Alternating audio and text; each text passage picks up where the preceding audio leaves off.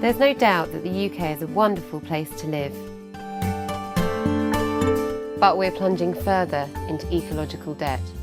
The cars we drive, the food we eat, the homes we live in, even the things that we buy, all contribute to the loss of the Earth's natural resources, beyond the rate at which they can be regenerated, causing deforestation, climate change and the extinction of species.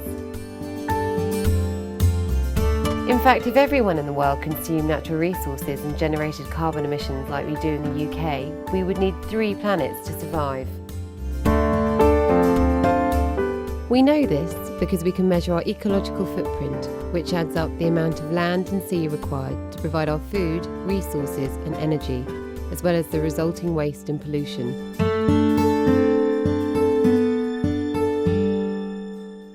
We've come to West Dorset to find out how some of the locals are reducing their ecological footprint.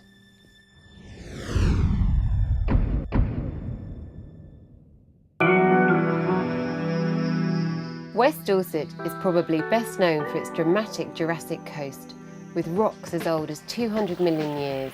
The famous Chesil Beach and the popular holiday resort of Lyme Regis can be found here, and the whole region has the highest proportion of outstanding areas of natural beauty in the southwest.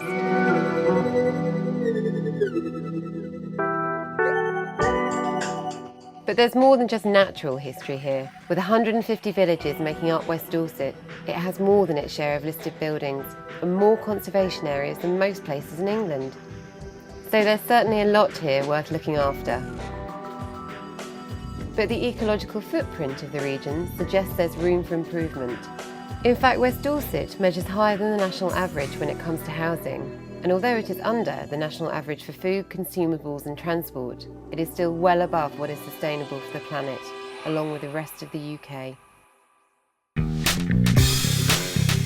When it comes to transportation in West Dorset, it's easy to see why there's a need for a change in behaviour.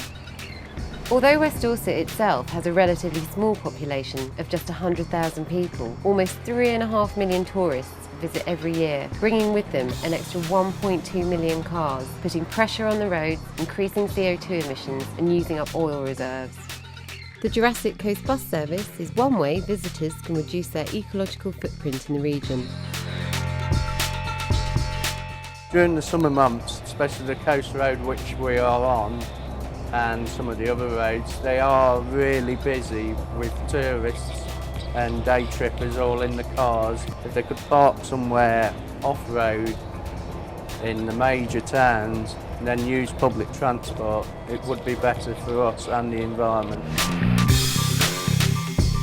It's important to reduce the CO2 emissions to preserve the Jurassic Coast which we've got there, which is a World Heritage Site, and it will make it better for future generations to come and look at.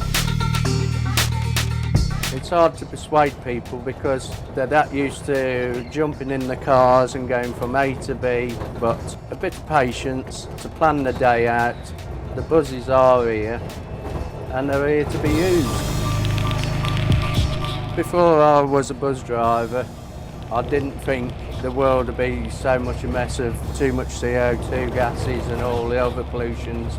And over the years of becoming a bus driver, I've sort of realised that trying to encourage folks to leave the cars at home is a far safer world to be in. Log on to www.org.uk/calculator to learn more about ecological debt and find out your own ecological footprint. You can also join thousands of other people who have found tips on the best way to reduce your impact on the world.